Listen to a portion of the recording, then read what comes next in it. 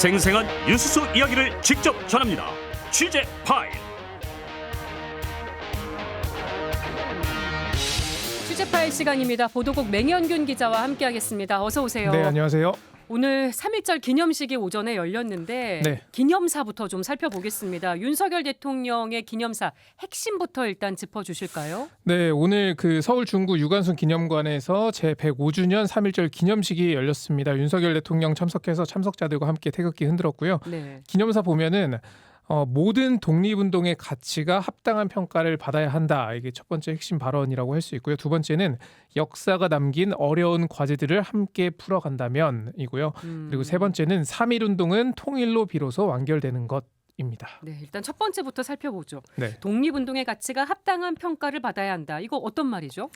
일단 독립운동의 역사를 함께 돌아보자 이러면서 했던 발언인데요. 그러니까 무장 독립운동뿐만 아니라 외교적으로 펼친 어떤 독립운동이나 교육 문화 측면의 독립운동이 있을 수 있다. 그러한 모든 형태의 독립운동이 저평가돼서는 안 된다. 이런 얘기입니다. 한 대목 들어보겠습니다.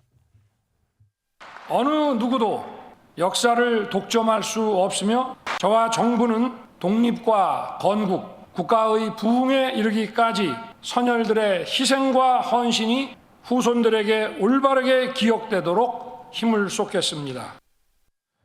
네, 이름을 직접 언급하진 않았지만 이를 두고 사실상 이승만 전 대통령의 재평가를 시사했다라는 평가가 나옵니다. 네. 대통령실 고위 관계자는 그동안 과도하게 무장 독립투쟁이 강조되어 왔다 이런 얘기를 하더라고요. 네, 이게 과거 정부를 겨냥한 게 아닌가 싶기도 예. 한데요. 그리고 지금 상영 중인 다큐 영화 건국전쟁 요것도 좀 맞물려 있는 거 아닌가 싶기도 하고요. 그렇습니다. 근데 일단 그 역사적 인물에 대해서 좀 잘 알려진 부분을 새로 발굴하거나 어떤 뭐 잘 알려지지 않은 점을 뭐 재조명한다 이런 거는 의미가 있을 수 있는데 그렇다면 이 공각과는 또렷하게 기억돼야 할 것입니다. 그러니까 공로를 다시금 부각하는 건 좋은데 네. 이미 검증이 끝난 그 잘못된 행동을 지우는 건 문제가 있다라는 얘기가 나오고요.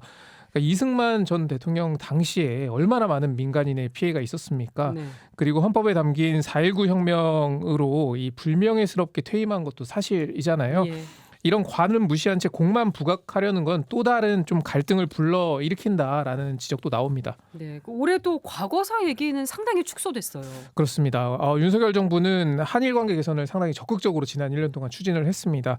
그 기조가 좀 반영됐다라고 볼 수 있고요. 윤 대통령은 한일 양국은 아픈 과거를 딛고 새 세상을 향해 함께 나아가고 있다라고 말했습니다. 네. 그리고 지난해와 마찬가지로 일본을 향해서 파트너란 표현을 사용했고요. 과거사를 얘기한 부분이 딱 한 대목 있었는데 역사가 남긴 어려운 과제들을 함께 풀어간다면 한일 관계에 더 밝고 새로운 미래를 열어갈 수 있을 것이다라고 말한 부분입니다. 표현이 상당히 수위가 낮아 보입니다. 예. 이게 뭐 일제 강제 동원이나 위안부 피해에 대해서 명확하게 표현을 네. 하거나 사과를 한 건 아니어서 한일 관계 개선하고 별도로 이 부분에 있어서는 어쨌든 아쉬움이 드는 건 사실인 것 같아요. 맞습니다. 지난해에도 비슷한 논란이 있었거든요. 우리나라 대통령이 3.1절에 그 과거사에 대해서 명확하게 얘기를 하지 못하면 이건 오히려 일본에게 잘못된 시그널을 주는 거 아니냐. 그러니까 일본에게 면죄부 주는 거 아니냐라는 취지의 비판이 지난해에도 있었습니다. 네. 당시 정부는 뭐 한일 관계 개선을 추진했고 어쨌거나 뭐 양국 관계는 개선됐다고 보는 게 맞겠죠. 그런데 개선 당시에 그 개선을 하려면 서로 양보하는 자세가 필요하고 그리고 일단 우리가 물컵 반을 채웠으니 좀 기다려보자 이런 취지의 얘기도 했었거든요. 그런데 일본은 지금 어떻습니까? 여전히 뭐 명확한 아무런, 사과를 하진 예, 않았고요. 또 움직임이 없죠. 피해자들은 반발하고 있고 또 독도에 대해서는 영유권을 아직도 하고 있습니다.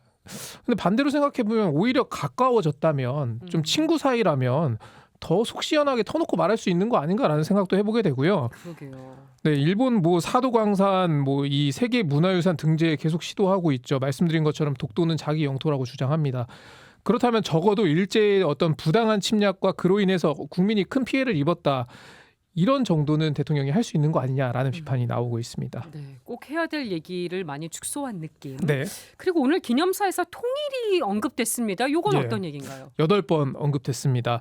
윤 대통령은 3.1운동은 모두가 자유와 풍요를 누리는 통일로 비로소 완성되는 것이라고 말을 했습니다. 그러면서 자유로운 통일 한반도를 향해 나아가야 한다 이렇게 말했는데요. 통일이란 단어는 썼지만 사실 이 내용은 북한이 지금 인권 유린 국가다라는 점을 좀 부각한 거라고 볼 수 있습니다. 네. 그래서 한반도 어떤 평화를 위한 통일 이것보다는 자유와 인권이라는 그런 측면에서 북한 주민을 향한 가치를 좀 중점적으로 봤다 이렇게 볼 수 있겠습니다. 자유를 네. 확대한다 이런 의미로 강조했습니다.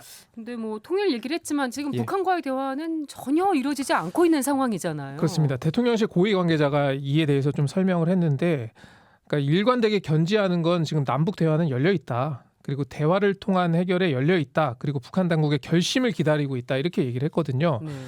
근데 북한에게 뭐 우리가 열려 있다라는 메시지 이외에 뭔가를 그럼 했는가 따져보면 딱히 또 그 부분은 보이지 않거든요. 그러니까 지금의 긴장을 해소할 제안이나 이런 건 없는 거죠.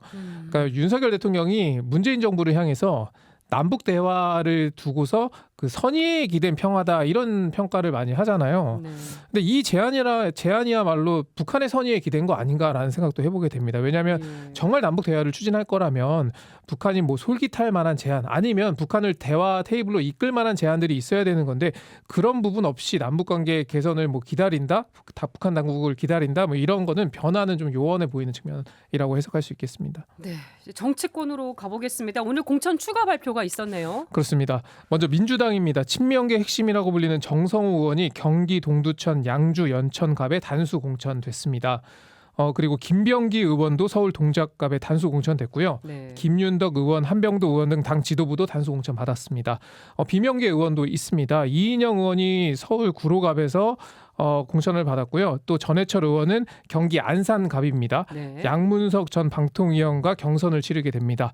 그리고 올드보이들도 기회를 이어가는데요. 박지원 전 국정원장, 전남 해남완도 진도에서 현역인 윤재갑 의원과 경선을 치르고요. 정동영 전 통일부 장관도 전북 전주병에서 김성주 의원과 2인 경선을 하게 됐습니다. 네. 그리고 또 눈길을 끄는 게 전략 공천 오늘 발표입니다. 네, 민주당 여전사 3인방 모두 결정이 됐고요. 이원주 전 의원은 이 불출마를 선언한 이탄희 의원의 지역구인 경기 용인정에서 이현욱 전 경기도시공사 사장 그리고 박성민 전 청와대 청년비서관과 3인 경선을 치르게 됐습니다. 예. 그리고 하남갑을도 정해졌는데 하남갑에 추미애 전 법무부 장관이 전략 공천됐고요. 하남을에서는 그 백범김구 선생의 증손자인 김용만 대한민국 임시정부 기념사업회 이사가 출마를 합니다. 예. 그리고 이원욱 의원의 탈당으로 공석이 된 화성을에는 공영훈 전 현대자동차 사장이 전략 공천됐습니다. 영입 인재로 들어온 인사죠. 예, 맞습니다. 임종석 실장 컷오프와 더불어서 이현주 전 의원이 경선을 하게 된 점이 또 눈에 띄어요. 네, 여기가 국민 경선입니다. 그런 면에서 탈당했다가 다시 돌아온 이현주 전 의원 입장에서는 부담이 좀 적을 수 있다라는 평가가 나오고요. 또 한편으로는 뭐 이재명 대표의 요청도 있었다라는 얘기가 있었잖아요. 그래서 복당을 한 건데 경선을 치르게 된 모양새가 좀 그렇지 않을까라는 생각도 했는데 일단 경선을 통과하면 이 지역이 민주당에게 그렇게 어려운 지역은 또 아니거든요. 네. 그래서 저희 취재 기자가 이현주 전 의원에게 얘기를 좀 들어봤는데 지역도 좀 살았던 적도 있고 또 경선에서 승리한다면 엄청 힘든 험지는 아니라는 점도 좀 생각을 했다. 이런 취지의 얘기를 하더라고요. 네. 국민의힘도 발표가 있었죠. 예, 국민의힘은 경선 결과 발표를 했는데요. 조정훈 의원 시대전환에 있다가 그 시대전환이 국민의힘으로 그 흡수 합당되면서 국민의힘 소속이 됐는데 서울 마포갑에서 경선 승리를 했습니다. 신지호 의원이 떨어졌어요. 예, 맞습니다. 또 현역 이인선 의원이 대구 수성을에서 김대식 전 국민통합위원을 상대로 승리를 했습니다. 현역 강세 흐름 계속됐다고 볼 수 있고요. 네. 또 국회 부의장을 지낸 심재철 전 의원은 경기 안양 동안을 그리고 김수민 의원은 충북 청주 창원에서 경선 승리하면서 공천을 받게 됐습니다. 눈에 띄는 인물이 박진호 전 당협위원장인데요. 김포갑 후보로 나섭니다. 1990년생입니다. 그러면 34살. 예, 국민의힘에서는 최연소 후보입니다. 네. 취재 파일 여기까지 하겠습니다. 맹 기자 수고했습니다. 예, 고맙습니다.